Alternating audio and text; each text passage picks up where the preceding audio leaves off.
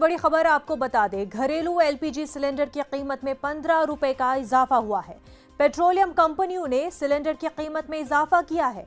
दिल्ली में बिना सब्सिडी वाले 14.2 किलो सिलेंडर की कीमत अब 899 रुपए 50 पैसे हो चुकी है। 5 किलो के सिलेंडर की नई कीमत अब 502 है।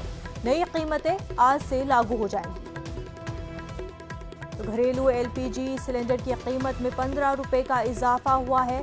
पेट्रोलियम कंपनियों ने सिलेंडर की कीमत में इजाफा किया है। दिल्ली में बिना सब्सिडी वाले 14.2 किलो सिलेंडर की कीमत अब 899 है। 5 किलो के सिलेंडर की नई कीमत अब 502 है।